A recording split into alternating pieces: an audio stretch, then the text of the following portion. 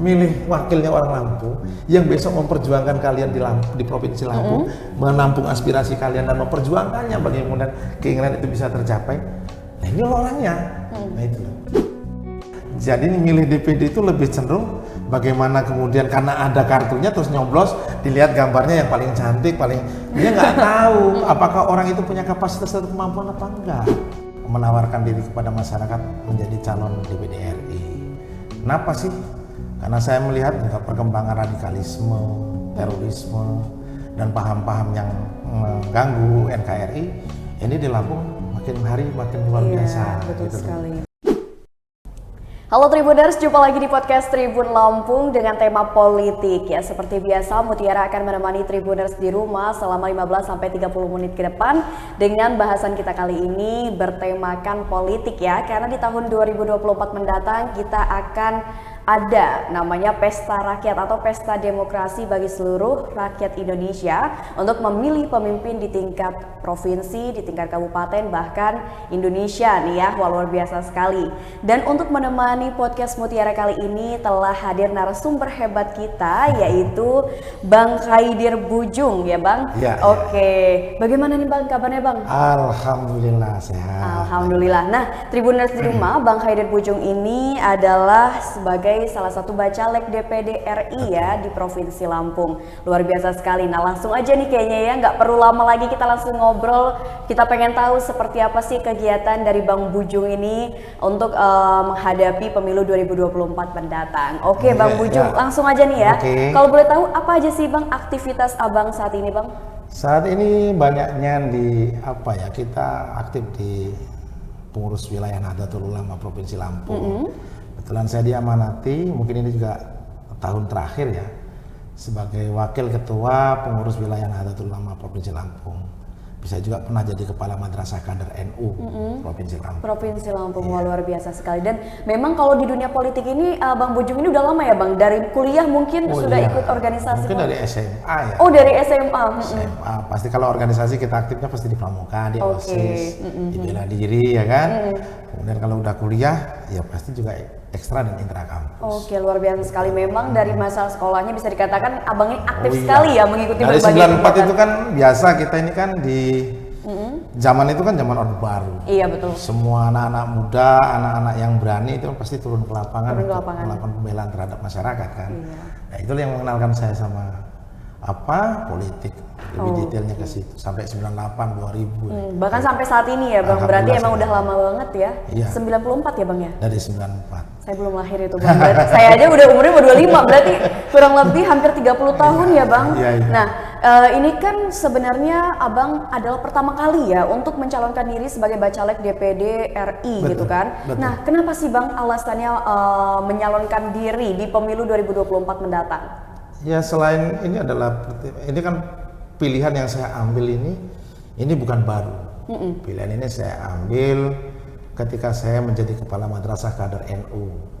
Kemudian di 17 Ramadan tahun yang lalu, habis nuzulul Quran, lalu saya ngambil keputusan untuk 2024 saya akan menawarkan diri kepada masyarakat menjadi calon DPD RI. Kenapa sih?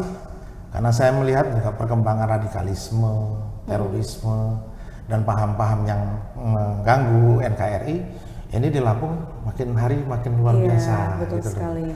Ini yang juga saya lakukan juga semenjak saya keliling-keliling, karena kebetulan di madrasah kader itu bicaranya tentang ideologi, bagaimana NU dengan negara, bagaimana NU dengan dilihat secara ekonomi, bagaimana. Nah ini yang menjadi, saya punya kemampuan itu, saya punya kapasitas itu untuk saya bisa menawarkan diri kepada masyarakat bahwa saya punya kemampuan itu. Kalau bagi kita di NU itu tetap khairun nas anfa'uhum linnas. Jadi bagaimana kita punya potensi itu benar-benar manfaat bagi orang lain. Bagi orang lain, oke luar biasa sekali. Jadi memang dari diri sendiri itu udah mantap ya Bang untuk mencalonkan diri. Jadi kayak percaya diri dengan kemampuan bahwasannya saya bisa loh untuk membantu masyarakat, ya kan, bermanfaat untuk masyarakat sekitar. Nah, kalau berbicara Abang kan akan maju nih ya menjadi bacalek DPD RI 2024. Strategi apa sih Bang yang udah Abang lakukan sejauh ini? Bagi saya untuk strategi menang itu adalah bagaimana kita menyampaikan visi misi kita kepada masyarakat. Semakin banyak kita ketemu dengan masyarakat, menyampaikan, menawarkan apa yang menjadi gagasan di kepala kita, apa yang akan kita lakukan besok, saya pikir itu akan lebih terkena. Jadi yang kedua, saya nggak mau masyarakat milih kucing dalam karung. Jadi saya selalu bilang, saya akan lakukan strategi napak bumi. Di mana bumi itu masih Provinsi Lampung, saya akan jangkau dan akan saya sampaikan kepada masyarakat. Luar biasa. Gitu, ya. Jadi sejauh ini untuk menyampaikan visi dan misinya, Abang udah berkeliling nih ya ke Sudah seluruh setahun kabupaten. sudah 1 tahun untuk menyampaikan nyalon DPD kan sudah 1 tahun. Oke, jadi panjang ya Ini prosesnya, panjang. nggak dadakan tiba-tiba gitu ya Bang? Saya sudah di Kiluan Negeri, sudah di Penyandingan, Tanjung Harapan, Pulau Sebesi, Pulau Harimau. Saya sudah pernah masuk sana. Oke. Sampai SP9 Suji yang sudah perbatasan sama Sumatera Selatan. Nah, itu kan tadi Abang udah kemana-mana ya untuk menyampaikan visi misi supaya masyarakat di Lampung ini tahu visi dan misi Abang ini loh gitu untuk memajukan Provinsi Lampung. Nah, kalau berbicara tentang persiapan selain dengan visi misi, apa saja Bang yang sudah Abang lakukan, Bang? Ya pastinya adalah dukungan keluarga ya. Nah, Nggak mungkin kita akan maju karena pejabat itu paling susah. Ketika kita punya jabatan paling susah itu kalau kita tidak selesai di tingkat keluarga. Dengan anak istri, kita sudah sampaikan sama orang tua, kita minta doa restu kepada masyarakat sekitar juga kita sampaikan. Itu paling itu adalah modal. Bagaimana kemudian seorang akan bereksplorasi diri, akan berjuang kalau orang rumah gendoli kata orang Jawa. Iya. Narik itu. Nahan lah istilahnya. Dia harus clear sampai ini majunya ini, kemudian tahapannya seperti ini, kalau jadi begini, kalau nggak jadi begini, itu kan sudah harus disampaikan. Kalau sudah jadi pasti waktu habis kayak gitu. Jangan sampai kita berjuang malah berjuang untuk orang lain di dalam Keluarga orang. sendiri Gitu. Oke. Itu satu. Yang kedua pasti kiai-kiai saya. Guru-guru besar lah, bisa Guru-guru di- saya, ustadz-ustadz saya, para kiai kalau di NU tetap mohon doa, restu, istikharahnya apakah benar saya bisa manfaat apa enggak. Kalau enggak manfaat ngapain kan gitu. Tapi kan kita yakin bahwa ini kita benar niat mengabdikan diri untuk Provinsi Lampung. Seperti kata saya tadi, kalau kita bisa lebih banyak berbuat untuk orang lain, ya mudah-mudahan itu menjadi amal baik yang bisa. Kalau NU bilang ya dunia akhiratnya Bang. Oke, Gitu. mantap. Iya. Nah, tadi kan Abang sempat jelasin juga kalau misalkan Abang ini udah kemana-mana lah ya di kabupaten ataupun kota yang Betul. ada di Provinsi Lampung, melihat seperti apa sih kondisi Lampung ini sampai ke pelosok negeri, istilahnya kan seperti itu. Nah, menurut Abang sendiri permasalahan terbesar di Provinsi Lampung itu sebenarnya apa, Bang? Sentuhan sih. Jadi masyarakat itu nggak pernah tahu. Mohon maaf kalau saya sampaikan, ketika saya bilang saya ini besok mau nyalon DPD RI, nggak paham DPD RI itu apa. Apa tugasnya? Apalagi tugas pokok dan fungsi yang DPD RI itu apa aja banyak nggak tahu. Jadi milih DPD itu lebih cenderung bagaimana kemudian karena ada kartunya terus nyoblos dilihat gambarnya yang paling cantik dia nggak tahu apakah orang itu punya kapasitas atau kemampuan apa enggak. Oke. Nah inilah tugas kita menyampaikan kepada masyarakat ini udah ada haknya kalian milih wakilnya orang Lampung yang besok memperjuangkan kalian di Provinsi Lampung, menampung aspirasi kalian dan memperjuangkannya bagaimana keinginan itu bisa tercapai. Nah ini orangnya, nah itu loh. Sekarang kan tanya yang lain pernah kesini apa enggak ya? Kalau nggak pernah kesini, bagaimana kita kan yang akhirnya nggak punya perbandingan. Iya. Yang kedua saya pikir kan soal pendidikan, soal kesehatan, ya. Kalau di Provinsi Lampung, kayaknya Lampung Tengah udah selalu bilang bahwa ini akan ada otonomi daerah. Lampung Tengah akan dibagi jadi 3, ya sampai hari ini juga nggak pernah terwujud, ya kan. Lampung Selatan katanya akan ada Nata Raya, juga belum terwujud. Itu pun masih isu. Maksud saya, apa yang menjadi keinginan rakyat itu, ya coba kita analisis lah. Kalau memang sudah masuk ke sana, ya bagaimana DPD RI itu mau ikut memperjuangkan. Apalagi soal COVID kemarin. Bagaimana juga soal bantuan-bantuan pemerintah, ADD dan lain sebagainya. Ya meskipun bukan tugas khusus, tapi seharusnya sebagai DPD RI mampu untuk menyalurkan keinginan masyarakat itu bahwa ada pemerataan, ada istilahnya pemimpin itu hadir di tengah masyarakat ketika mereka sedang mengalami masalah. Hari-hari ini misalnya saya, hari ini aja mungkin udah 3-4-5 orang ya telepon kepada saya. Gimana kita tuh mau masuk rumah sakit, ini sudah lumpuh, kemudian kalau kami ngurus BPJS-nya, nah kita coba jelaskan, bantu mana yang bisa kita bantu. mendekatkan ya, sebenarnya lebih ke Betul. mendekatkan kepada masyarakat. Nah Bang, ini kan sebenarnya Abang pertama kali mencalonkan diri menjadi DPD Iya. RI ya Bang Iya. ya. Dan sebelumnya tadi kita sempat ngobrol nih ya, Abang juga kan sebenarnya pernah menjabat sebagai DPRD Provinsi Lampung Iya. tahun 2014 sampai 2019. Nah, kenapa Abang nggak tertarik lagi untuk kembali mungkin menjabat DPR gitu Bang? Iya. Tapi kenapa Abang memilihnya DPD RI Bang? Tadi Kalau itu boleh tahu. saya jadi alasan saya bahwa pertama saya sudah usia sudah bertambah, ya kan, bahwa kemudian kita juga harus punya persiapan ke depan secara dunia akhirat juga sudah kita harus siapkan. Bukan saya mengatakan bahwa di DPRD kabupaten itu atau provinsi itu kecil, enggak, atau mudah, enggak, itu juga sulit. Tapi saya merasa bahwa hari ini fashion saya itu saya lebih banyak pada soal sosialisasi untuk menyampaikan soal narkoba. Maka saya pernah berangan-angan, ini Allah kalau ini dikabulkan Allah, saya pengen meskipun kecil itu saya pengen buat pondok pesantren ideologi, saya pengen buat pusdiklat NU, saya pengen buat pusat rehabilitasi narkoba kayak gitu tuh. Ya saya punya ilmu sedikit-sedikit, mudah-mudahan bisa manfaat. Semoga bisa terwujud ya Bang, Iya. impian-impian yang Gitu, tentunya iya. bermanfaat bagi masyarakat. Nah, tadi kan sudah dijelaskan alasannya kenapa sih Abang ini memilih DPD RI gitu kan dibandingkan dengan DPR, kembali lagi ke DPRD. Nah, Bang kalau boleh tahu nih Bang, kan sebenarnya kalau DPD RI setiap provinsi itu biasanya hanya ada 4 orang nih ya, berdasarkan aturan yang ada 4 orang. Berarti kan persaingannya bisa dikatakan lumayan ketat nih. Iya. Apalagi katanya juga kan petahana ada juga. Nah, seperti apa nih Bang strategi khusus Abang mungkin? Karena kan ya namanya mau nggak mau itu kan sama saja bersaing ya Bang untuk merebut hati masyarakat. Seperti apa yang akan Abang lakukan? Dalam setiap kontestasi atau persaingan sebenarnya kita harus melihat orang itu ya sama. Mau incumbent mau enggak ya sama. Tingkat maksimal apa enggak ikhtiarnya.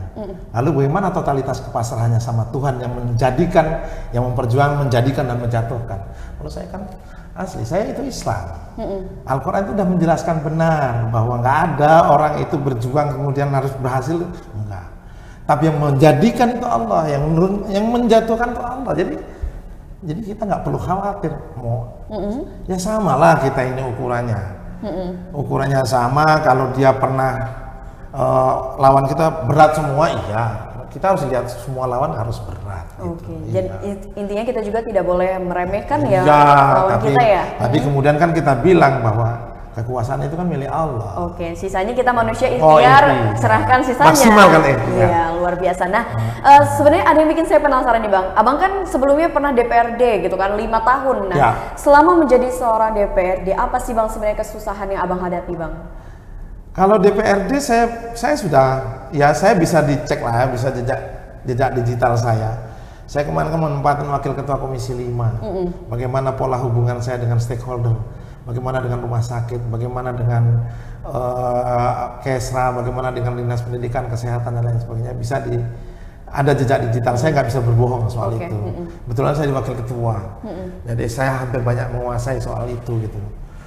Nggak ada sih kesulitannya, cuman kan kesulitan kita itu kan soal anggaran yang nggak seberapa besar. Iya, betul. Akhirnya bagaimana kita membagi-baginya bagi kebutuhan seluruh masyarakat Provinsi Lampung.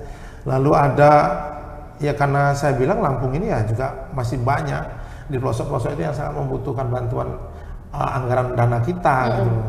Nah ini yang saya bilang, kalau saya jadi DPD RI, ya Allah, ini kan saya punya kemampuan dan punya apa ya, dengan adanya jaringan di pusat itu saya bisa bantu bagaimana dana bagi hasilnya, dana DAK-nya bisa kemudian juga bisa membantu Provinsi Lampung untuk penganggaran itu gitu loh. Meskipun bukan saya gitu, tapi ya masa ya kita pasti ada usaha lah ya, ada usaha dan tingkat komunikasi bagaimana membantu pemerintah Provinsi Lampung untuk meningkatkan pembiayaan anggaran yang sangat terbatas. Mungkin kan tahun sekarang masih 7,4 triliun di jumlah penduduk yang 9,4 juta kan terlalu kecil.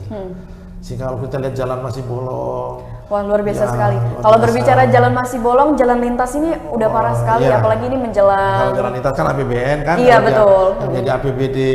Nah ini yang menurut saya kita juga nggak boleh nyalakan pemerintah. Kita harus lihat realitanya yang terjadi. Seberapa besar sih anggaran yang dikeluarkan. Lalu berapa banyak rusaknya jalan kita ini? Seberapa banyak sih orang yang sakit di Provinsi Lampung? Banyak, tapi fasilitasnya ya. Saya kemarin baru masuk di rumah sakit umum, saya lihat alatnya itu lagi rusak. BC itu, bronkoskopinya itu rusak. Karena cuma punya satu dan hanya ada di Abdul Muluk, hanya di Ahmad Yani. Nah, kalau kebutuhan masyarakat sakitnya itu lebih dari alangkah banyak orang meninggal karena alatnya nggak banyak. Tapi kan kita nggak boleh nyalakan pemerintah. Tentunya ada skala prioritas dalam pembangunan ini kan. Dan yang hidup di pemerintah ini orang-orang hebat, orang-orang pilihan. Luar biasa. Nah, bisa dikatakan berarti emang abang ini pengen banget nih bisa meningkatkan anggaran ya, walaupun itu tadi bukan di alurnya abang, tapi ingin mengusahakan semaksimal mungkin membantu.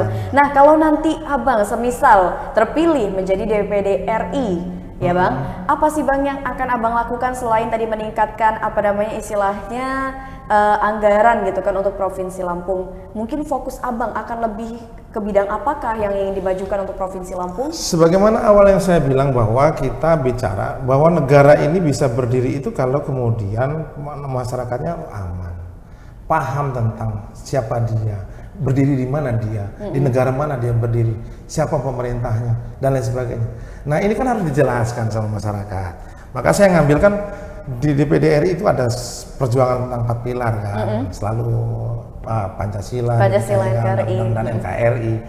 Ya kelihatannya mungkin bagi beberapa orang kelihatannya biasa-biasa saja. Tetapi kalau kita ngeliatin tahun politik 2023 ini, pasti ya politik identitas begitu kencangnya, perebutan begitu kencangnya. Nah, ini jangan-jangan dijadikan celah oleh banyak orang, dijadikan kesempatan atau jadikan ruang, kemudian masyarakat kita kecolongan di situ. Maka saya bilang saya akan bergerak di soal ideologi. 4 pilar lah yang kita akan perjuangkan dan kita akan sosialisasikan. Kemana arah perjuangannya? Siapa temannya? Ya kalau di pusat sana pasti kita bicara dengan BIN. Saya punya pengalaman banyak lah di lingkungan intelijen negara, di BAIS. Kemudian saya kan pernah jadi aktivis kan di Jakarta 10 tahun. Tinggal di Jakarta 10 tahun, ya saya tahu lah apa istilah saya bilang jalan-jalan tikus Jakarta. Kalau misalnya di BPIP pasti kita akan komunikasi karena ini soal Pancasila. Di situ juga ada senior saya, Pak Yudian. Ya. Mungkin relasi-relasi lama ini bisa saya bangun kembali. Cuma syaratnya memang agak susah kalau kita nggak punya PIN, kita nggak punya jabatan. Betul. Karena kita akhirnya kan dianggap sebagai orang biasa saja. Tetapi kalau kita bisa masuk ke situ, maka jaringan yang harus kita bangun. Kalau saya pasti saya jaringan Badan Intelijen Negara, BAIS, Polri, TNI, ya kan, BPIP, Lemhanas, pasti kan kita masuk ke wilayah-wilayah itu.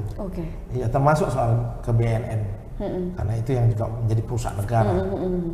Perusahaan ideologi paling parah itu sekali, apalagi berita saat ini diisi oleh narkoba dan juga beberapa kali kan sampai Densus 88 mengunjungi beberapa kabupaten kan, termasuk di daerah Tulang Bawang Barat kan.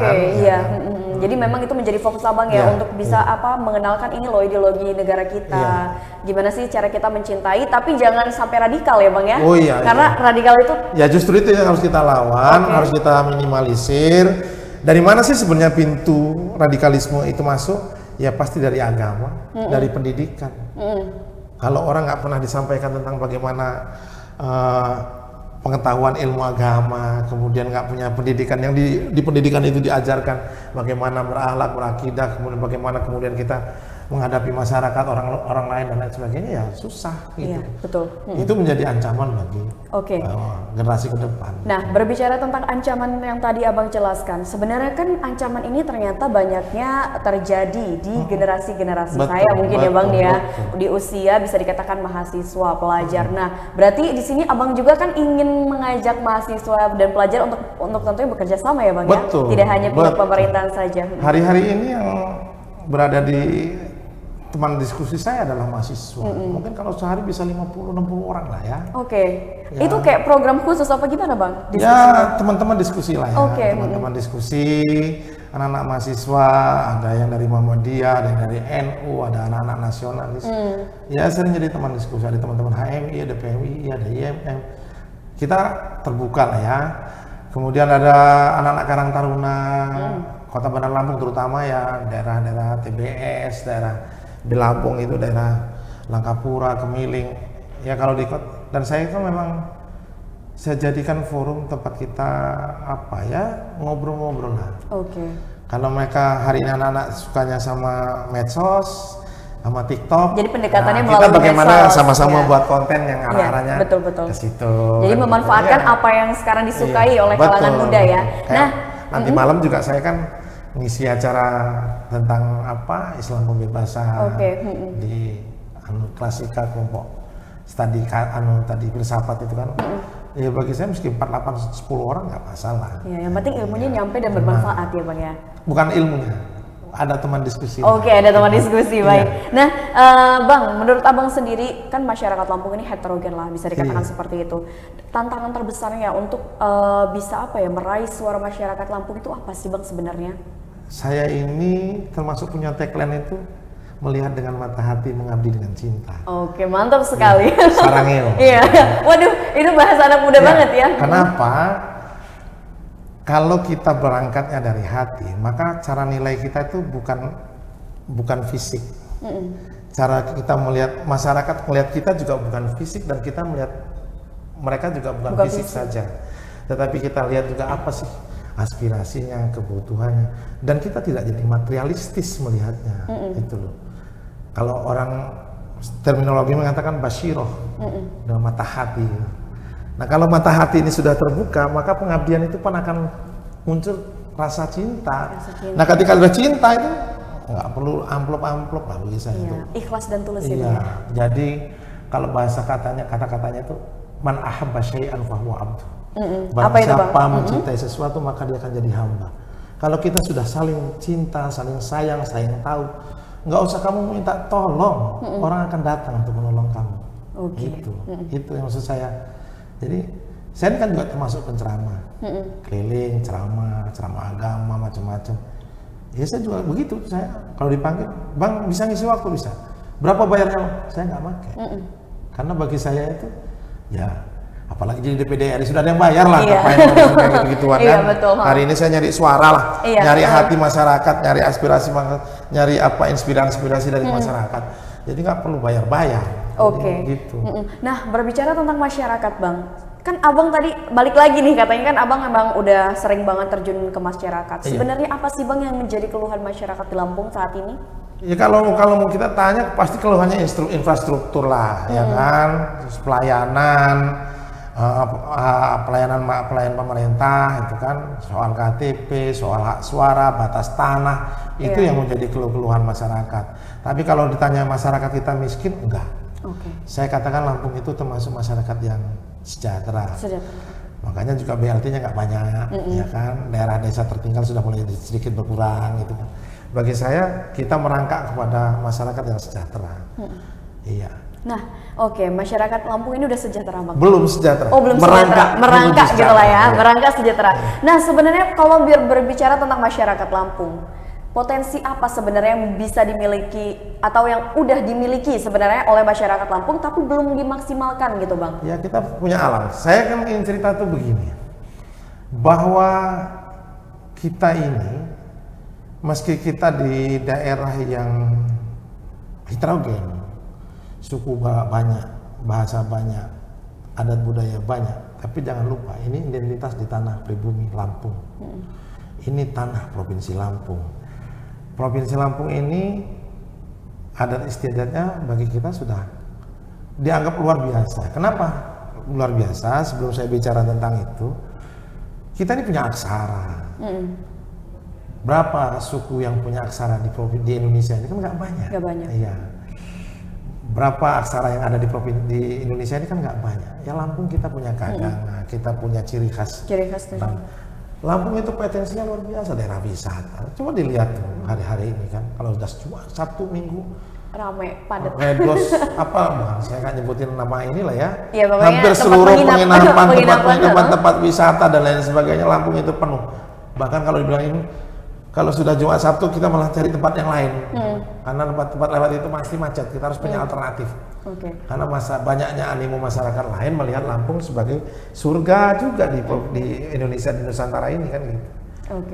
Jadi kenapa tidak dimaksimalkan itu menjadi PAD masyarakat pemerintah Provinsi Lampung?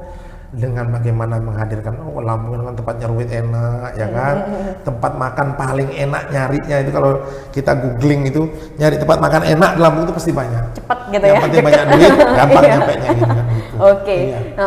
Bang Bujung, ini ada yang bikin saya juga penasaran ya. Mungkin Tribuners di rumah juga kan gini, setiap 5 tahun sekali Indonesia pasti ada pesta demokrasi, Ya, gitu kan. Pasti nanti ada yang dipilih menjadi seorang pemimpin.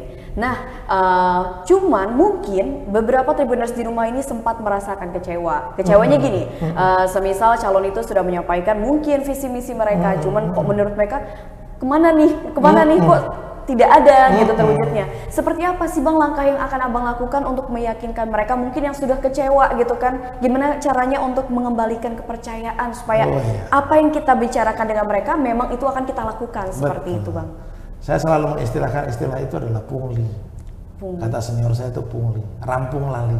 Oke, istilahnya lucu juga Bang. Begitu sudah selesai jadi DPS, sudah jadi pejabat, jadi pemimpin, lupa kemana dia kemarin berdiri, apa yang dia ucapkan, apa yang dia sampaikan, apa yang katanya memperjuangkan aspirasi. Kalau saya selalu keliling, selalu saya istilahkan itu, kalau sudah menjelang tahun politik, si calon-calon ini pura-pura buka kaca, apa kabar Pak? Selamat malam. Apa kabar Pak, sehat?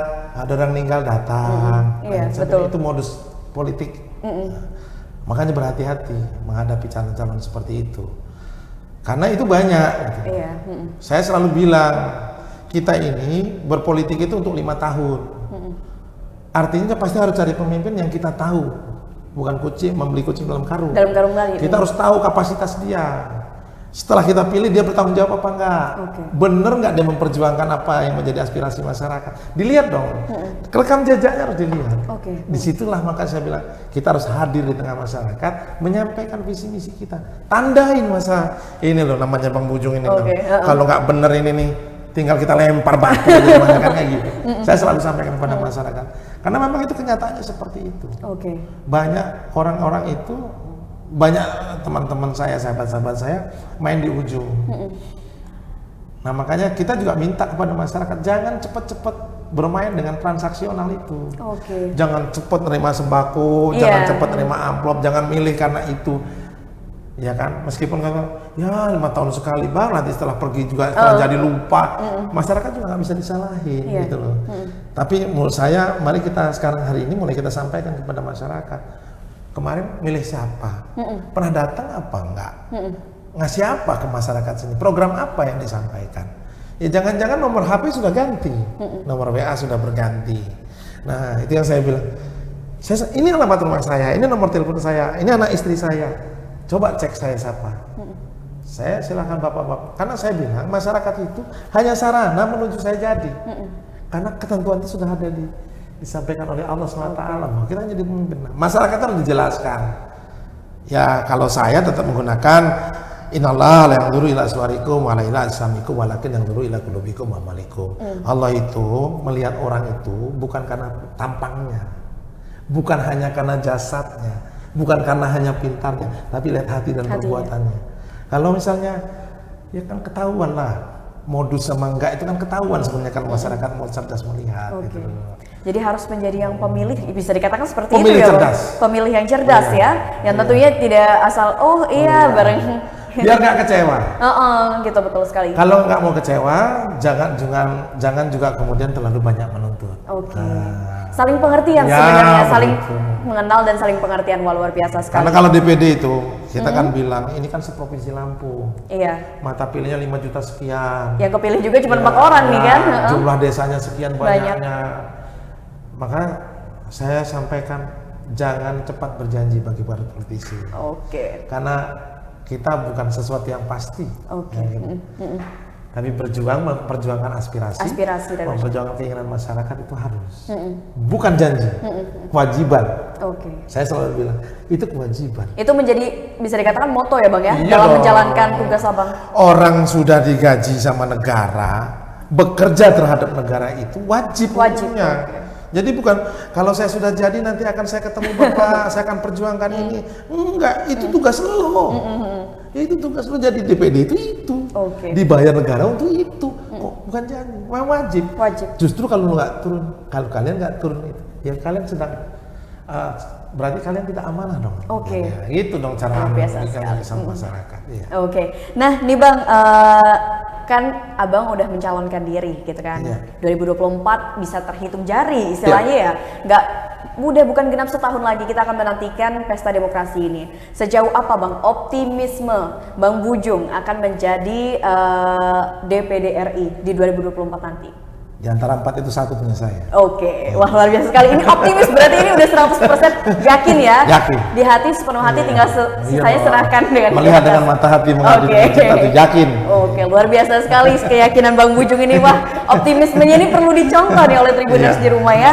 Nah, langsung aja mungkin di pertanyaan terakhir Bang, pesan dan harapan Abang untuk masyarakat Lampung yang akan istilahnya mengikuti pesta demokrasi di pemilu 2024. Iya. Mungkin jangan golput gitu kan. Dan Iya. seperti apa sih Bang langkah-langkah yang harus dilakukan masyarakat biar nanti tidak kecewa tadi? Iya, jadi himbauan saya, harapan saya kepada masyarakat, ini tahun 2023 adalah tahun politik. Sebentar lagi kita akan menghadapi pemilu serentak ya. Artinya serentak itu pemilih presiden, DPR RI, DPD RI, DPR kabupaten kota dan provinsi. Jadi pertama ya pasti kita harus jaga kondisivitas, bahwa pilihan itu bukan paksaan, bahwa pilihan itu harus rasional, pilihan itu nggak terjebak pada persoalan-persoalan yang sifatnya janji-janji.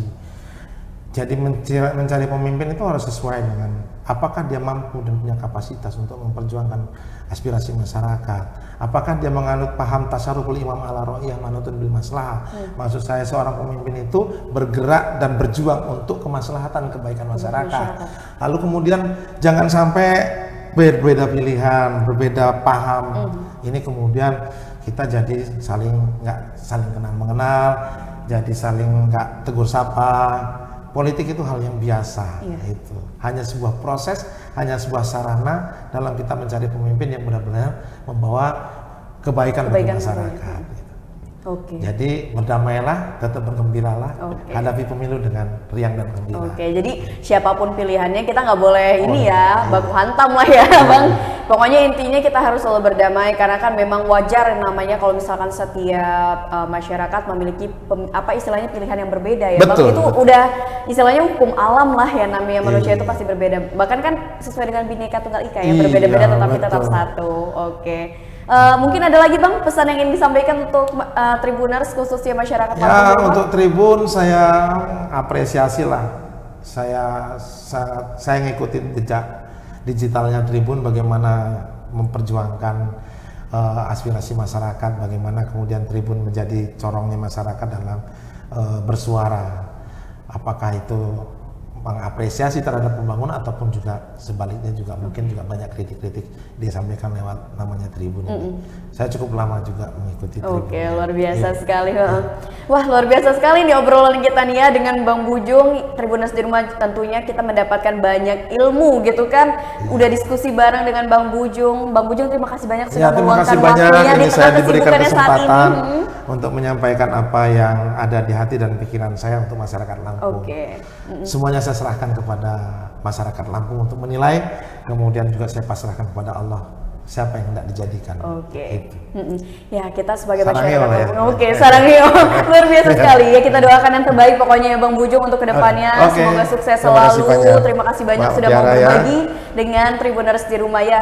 Oke, Tribuners mungkin itu saja obrolan kita atau diskusi bareng kita di podcast Tribun Lampung bersama dengan Bang Bujung tentunya selaku Bacalek DPD RI, dan kita doakan semoga beliau sukses ke depannya di pemilu 2024. Terima kasih banyak Tribuners atas perhatiannya. Sampai jumpa di podcast Tribun Lampung berikutnya. Oke.